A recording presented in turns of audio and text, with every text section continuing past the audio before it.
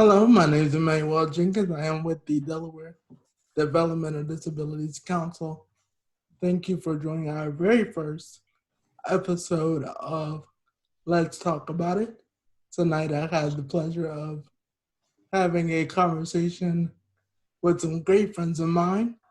But for those of you that don't know them, I'm here with Rick Klonowski and Dan Madrid. Dan Madrid works for the State Treasurer here in Delaware, and Rick Klonowski is a man of many talents, but Rick has the pleasure of raising his daughter Caleb, and Rick has always been an advocate for individuals with disabilities. So I want to thank you both for taking the time out to have a conversation with me tonight in regards to the Abel accounts and the stimulus packages for people with disabilities. So thank you for joining me. Thanks. Happy to be here. Yeah. So as I said, as we talk about the Abel accounts and stimulus package, my first question would be for you, Dan. What is an Abel account? Yeah, so thank you again for having me on the video this evening, and it's a pleasure to be here with Rick and Kayla and doing this program together. So in short, an Abel account, I call it kind of a combination checking, savings, and investment account for people with disabilities. The nice thing about Abel, they were designed a few years ago and created by the federal government initially, and then states created their own Abel plans. We launched ours a couple years ago in Delaware. And the nice thing about an Abel account is people with disabilities can save money without it being counted as an asset by different government programs. So where traditionally a person with a disability may only be able to save $2,000, they can now save much more without it being counted by different programs like Social Security and Medicaid, and they can keep those benefits instead of losing them. Currently in Delaware, I was looking at the data today, we have over 80 accounts, and Kayla is one of those account holders here in Delaware, and we've grown the program significantly in the last couple of years. There's roughly, let me see, nationally, there's 44 states that have Able programs now, and Washington, D.C. as well, who have launched programs across the country. Our program is managed by a group called the Census, and we work with 18 other states across the country on our Able program. And with the Census, we now have 21,000 accounts nationally that hold over $90 million for people with disabilities, and they're continuing to save more every month.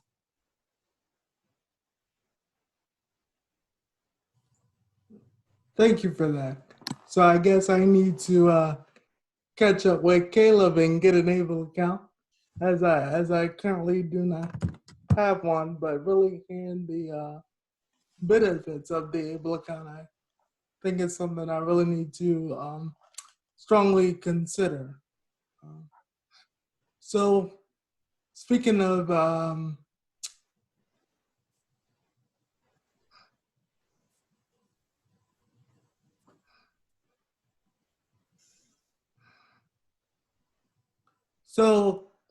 the Able account, and Dan, you mentioned that Caleb has an Able account.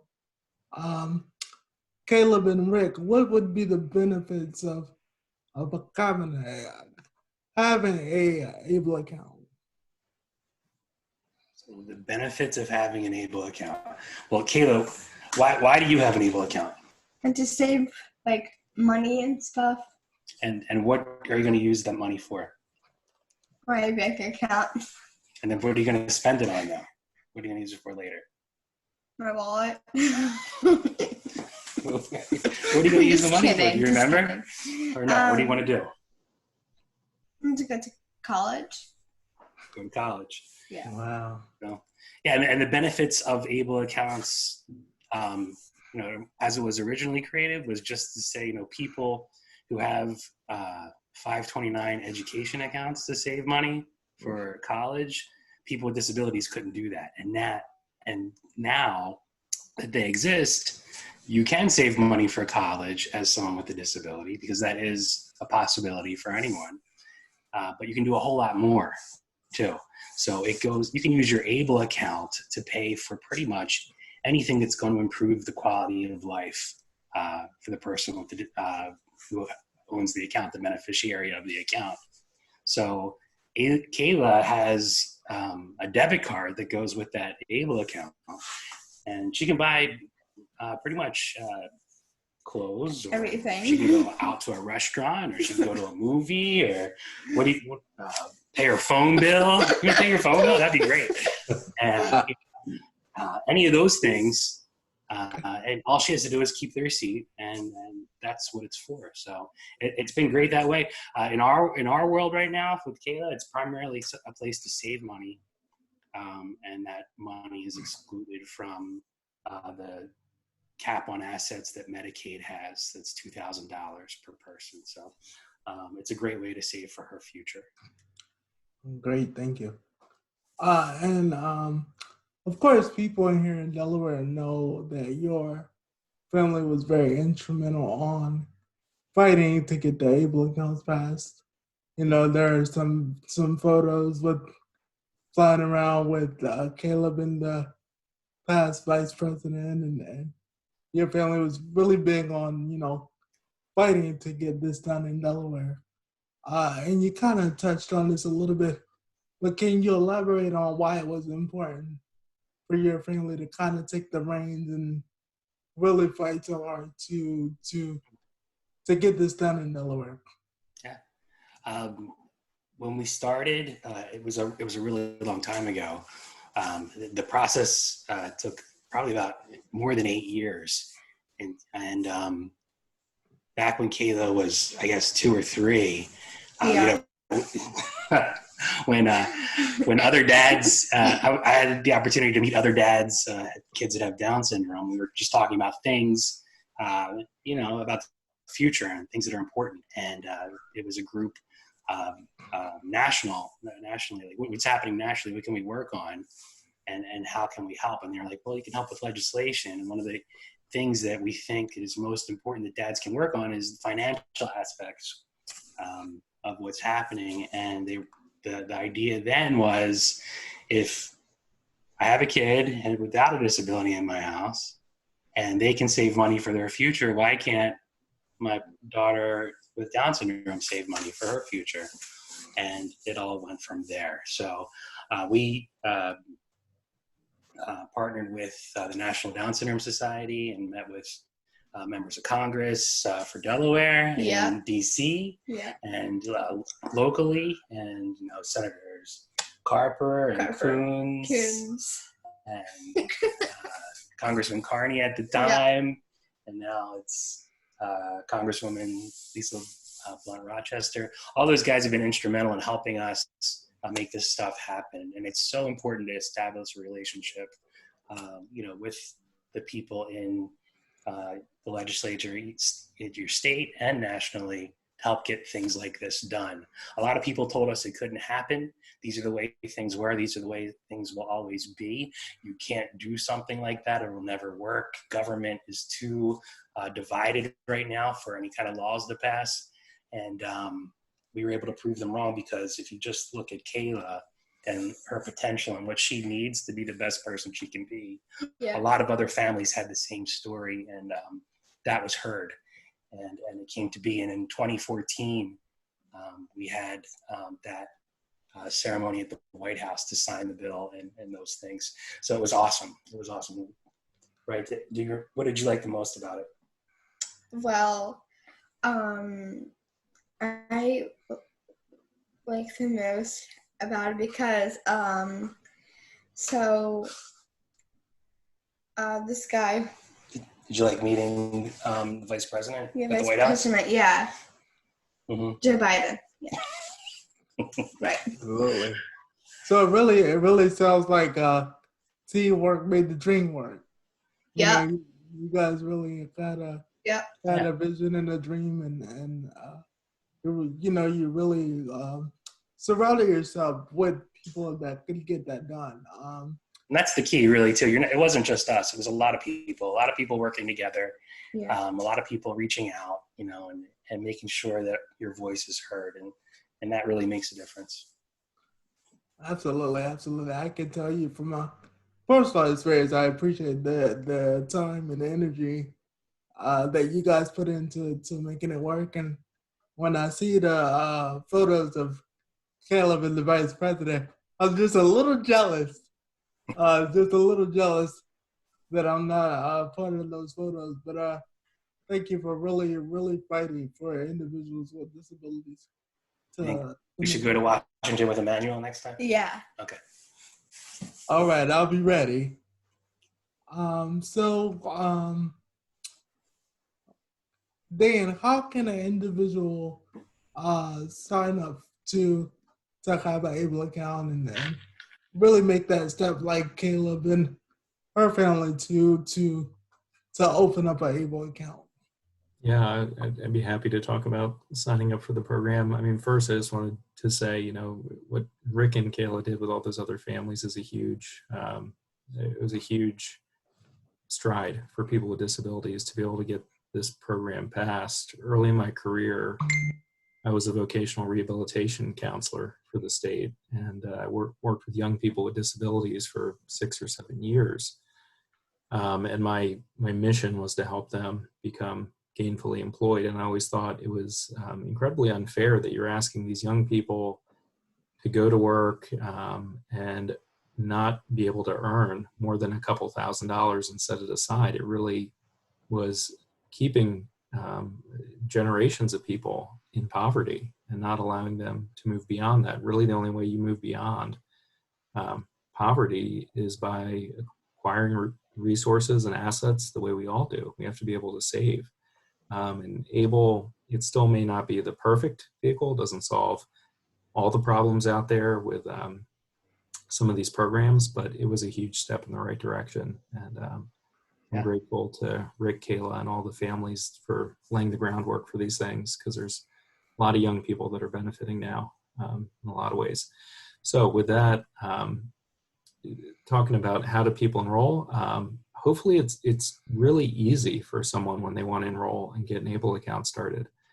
The program is online. We have a website through able.delaware.gov, and it connects you over to our financial partner, Census. When you go on there, there's 5 or 6 fields. You put in your name, your address, a little bit of information about you, and you can get your account started. You can go in multiple times to complete the account setup. There's some forms online. You can also call a census at any time. We can provide, and I can give those resources to you, Emmanuel, to accompany this video, and they'll walk you through the process as well. And it takes $20 to start an account. The threshold is very low to open it. And then once it's open, as Kayla was saying, you can get a debit card as an option in the mail and use the checking features and the debit card the same way any of us would with our debit cards, or you can decide if you want to set some money aside for longer term expenses, you can do that as well. And the program, the other thing that's worth mentioning is who currently qualifies for Able. Right now, it's anyone who acquired a disability prior to age 26. Doesn't mean you have to be 26 or younger to have an Able account. I always make sure I tell people that. You can be older than age 26. You just have to have documentation that you acquired your disability prior to turning age 26. So for many younger people or older people who have lived with a disability, they would be eligible for Able accounts. Absolutely. And you go ahead. We opened Kayla's Abel account. It took like 10 minutes, maybe 10, 15 minutes. All your contact information, social security number of the beneficiary, and a bank account to transfer the money. That's it. and then you're good. You're going. So it sounds like a complex thing or something that may take a lot of time to create, but it really doesn't. It's that fast, and the website's really easy to use. So in the time someone spent listening to this, they could have opened one already. It's that fast. And that's our hope, that people watching this later, whether it's on YouTube or Facebook or other social media platforms, that people will, listen and take that extra, 10 minutes to really start to invest in the future. And Dan, you touched on it earlier about individuals working and working for a salary, but not really having the ability to put away for the future. So it is our hope that people will watch this video and really understand that they can too put away for future items, or maybe they want a house, or maybe they want to live independently, but may need extra assistance. They can put away for those extra costs. Yeah, as a parent, you hear the story like Dan was talking about, where you have a job and you have a job making the money to stay under the threshold that you can have to keep your benefits. But then they're also telling you, you better spend all that before the end of the month, because you can't have the assets in your name month over month adding up. So people are forced to spend all the money they make on things that they may not necessarily be as much of a priority. Able account at least answers that part of it, where, hey, I can at least save the money somewhere now.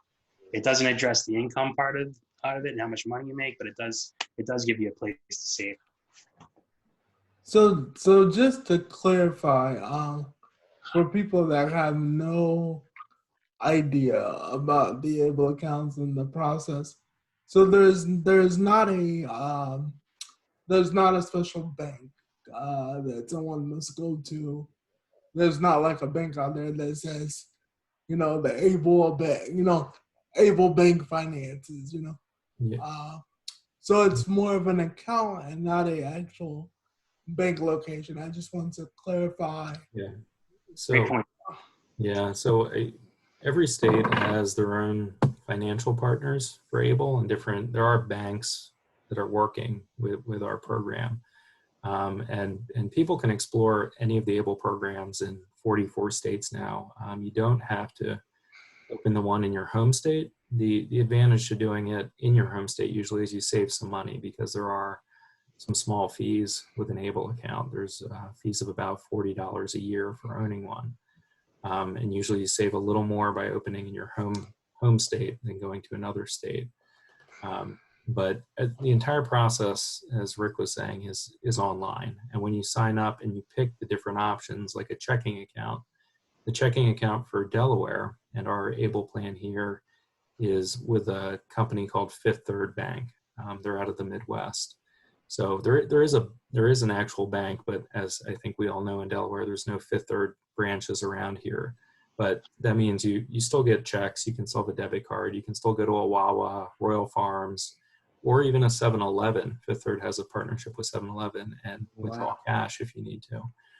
So you don't necessarily have that branch up the street that you can go to. All of it's either online through a debit card or through a check in order to access the bank and the checking account that you have in an Abel account through Fifth Third.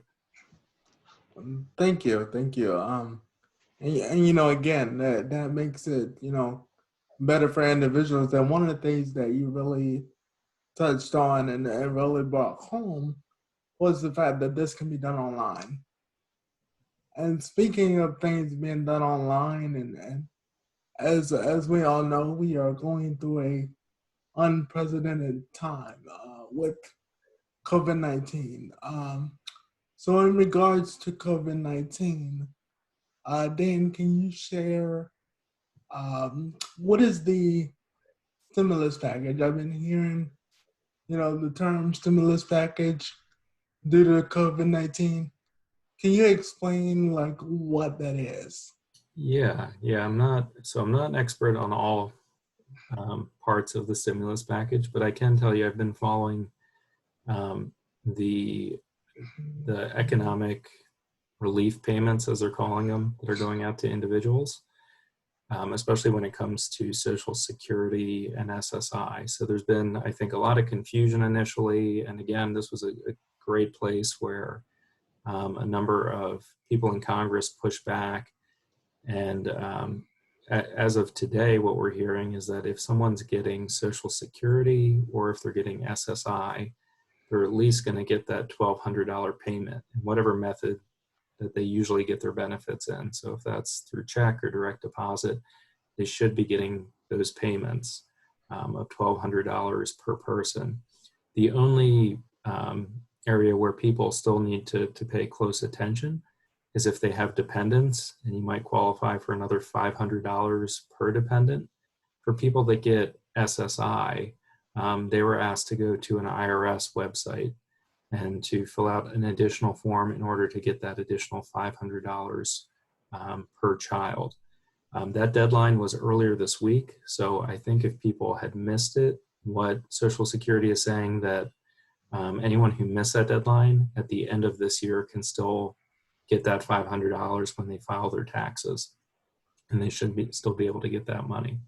The best source I'm finding for information on this is from Social Security directly. If you're familiar with the ssa.gov website, they have a section, it's just ssa.gov/coronavirus.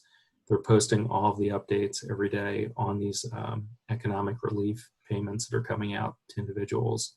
And they've done a good job with updating the status of those payments. And I think many of them are actually rolling out this week through the end of the month to people who get Social Security and SSI. So Dan, all the references that you have made in regards to phone numbers, websites, if you could send me that, I can be more than glad to put that in the description for people watching on YouTube and people watching on social media. I think it's really good to have those, information handy so people can click to read more. So if you could send me that, I can definitely include that within the description.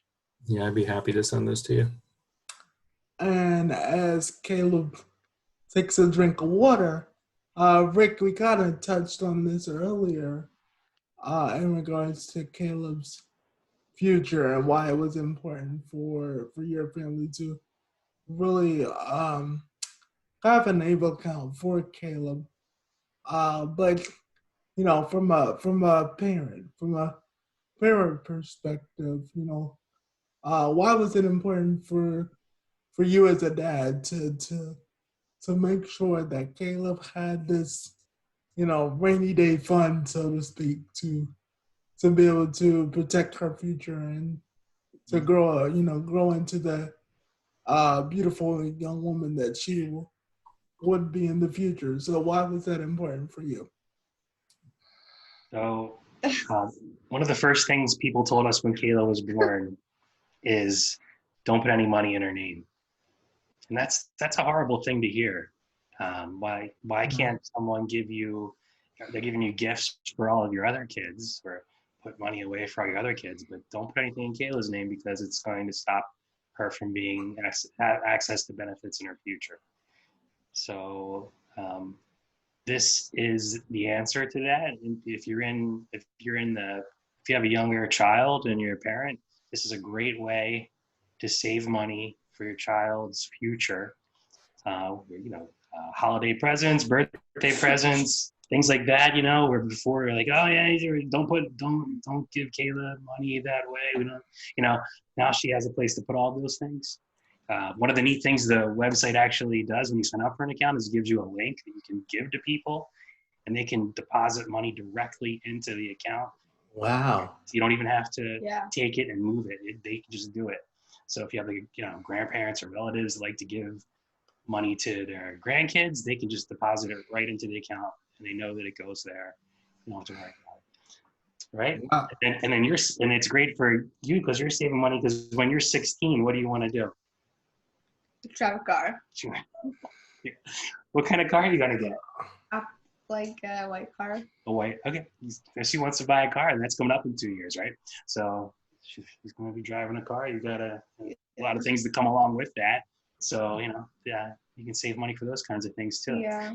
My birthday's going on soon. So. Yeah, you want to tell everybody who's watching, hey, send money to my birthday account so I get my car.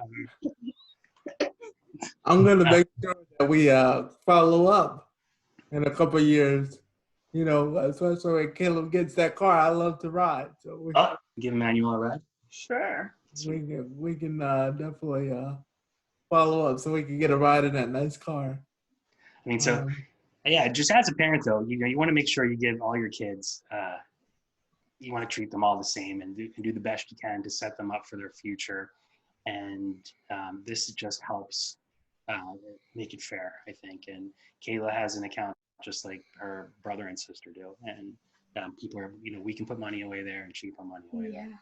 And then when she's older, it'll help her be independent, because she'll be able to use that to, either from the income that she makes from her job or from savings that she has in there. All right.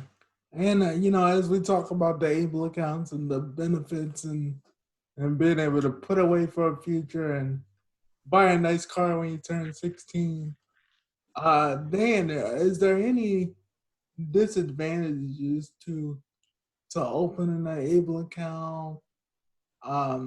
Is everything allowed?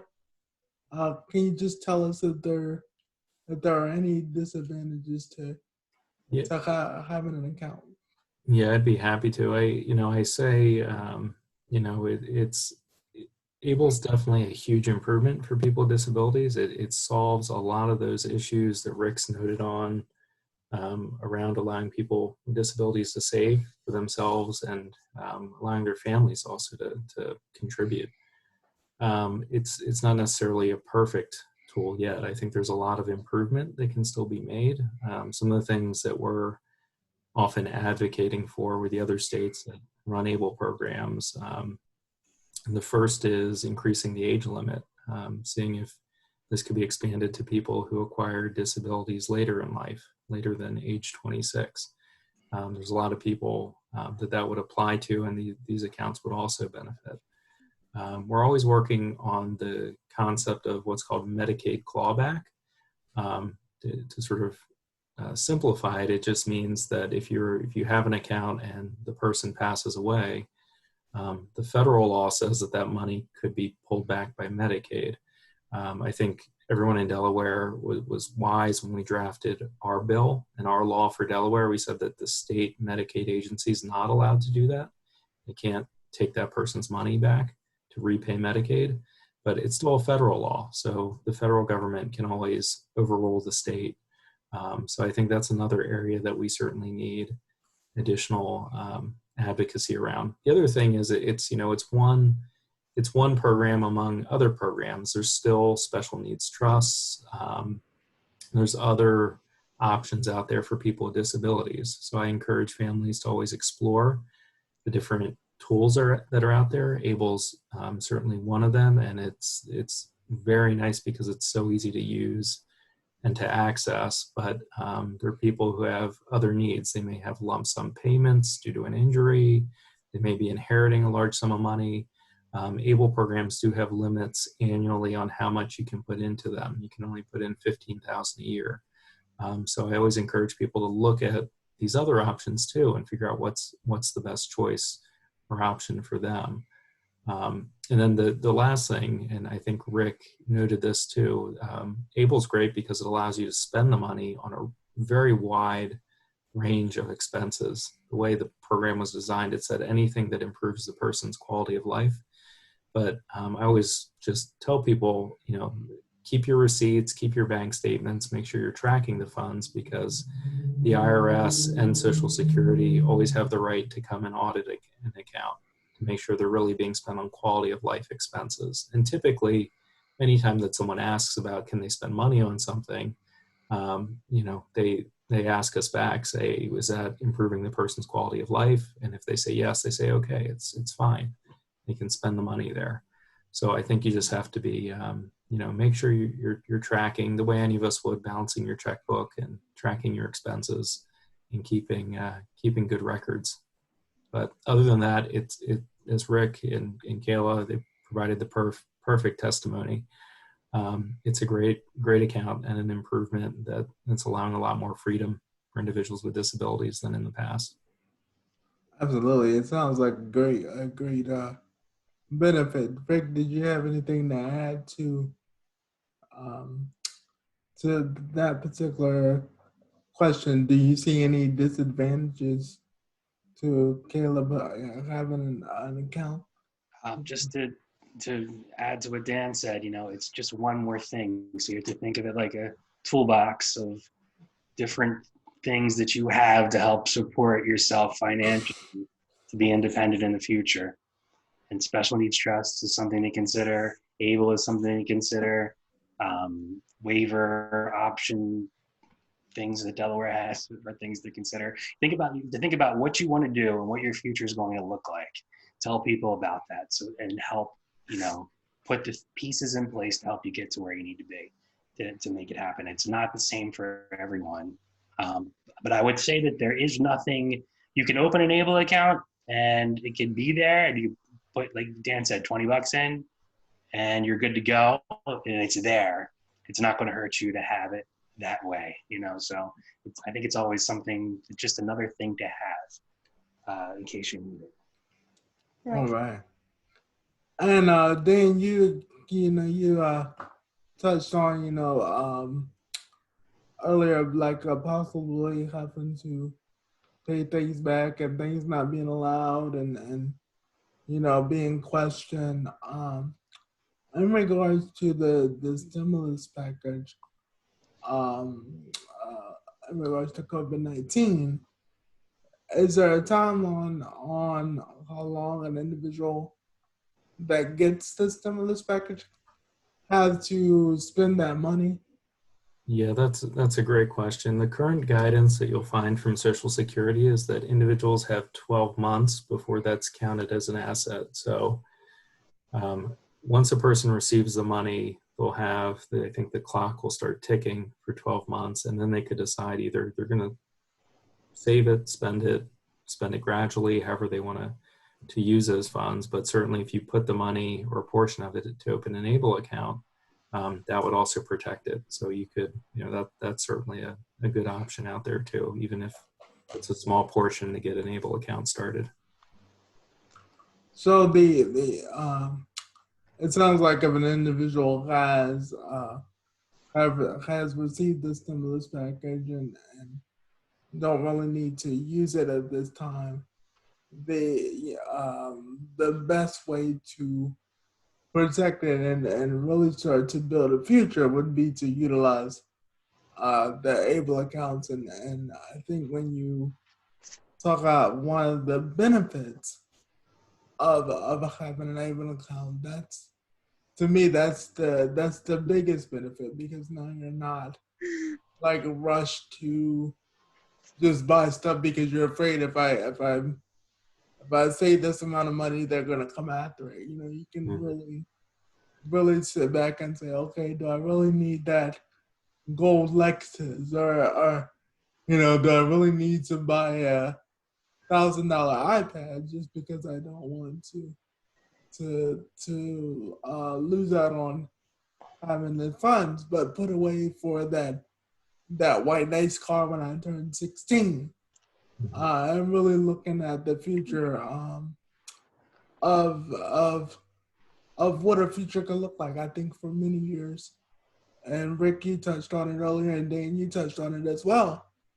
But the word future and people with disabilities used to not be in the same sentence because it wasn't expected for people to have a future and to put away and to want to live independently. So to have something like the Able account to really come out of the work of people like Rick and Dan yourself to really, understand the importance of one day Caleb's going to be 16, 17, 18 years old.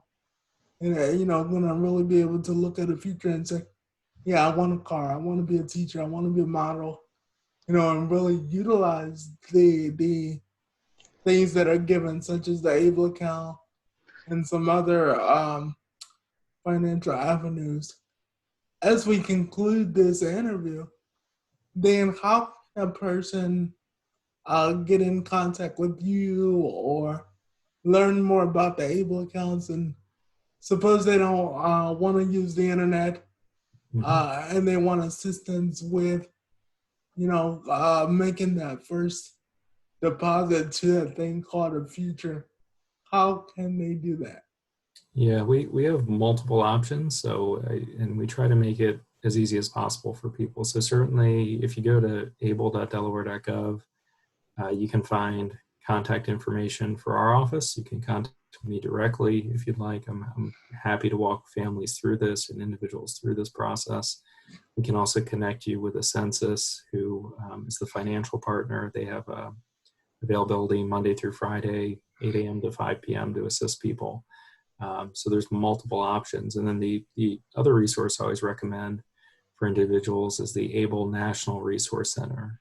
It's called abelnrc.org. And all these resources will provide as an attachment for this video for individuals who want to explore. But the Resource Center is really nice because it's all consumer stories. It's families and individuals with disabilities talking about what they've been able to do with Abel accounts and how that's helped them improve their quality of life.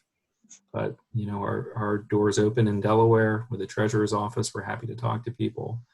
Or if people want to do it independently and go online, they can get support there as well. So we have multiple options for people.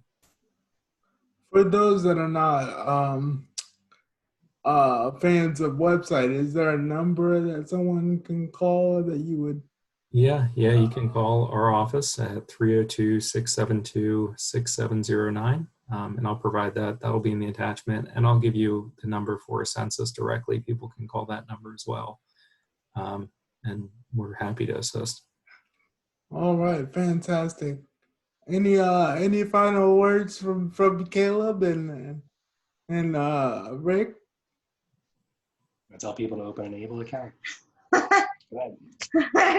Dad. I believe Caleb has a shirt on that says something like "My light will shine" or something like that. Stand up so they can see your shirt. Yeah, I need this. So Caleb continues to let her light shine, and she is telling all of us that qualified to go and get an Able account and put away for that nice vehicle that you may want when you turn 16. So from where I sit, I really want to thank you both for taking time out of your busy schedules and a late afternoon to really share this information with individuals who now might go open an Able account, and if we see the numbers jump, then we really would like to know, maybe as a result of this video, that someone decided to really deposit in that thing called a future. So again, thank you both for your time, and I'm truly excited to spend the evening with you guys to really spread this information. And again, my name is Emmanuel Jenkins. I am with the Delaware Developmental Disabilities Council, and this is the very first episode of Let's Talk About It.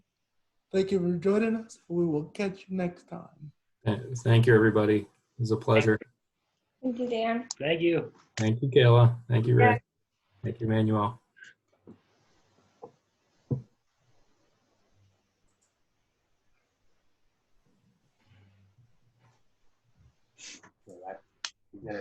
Perfect.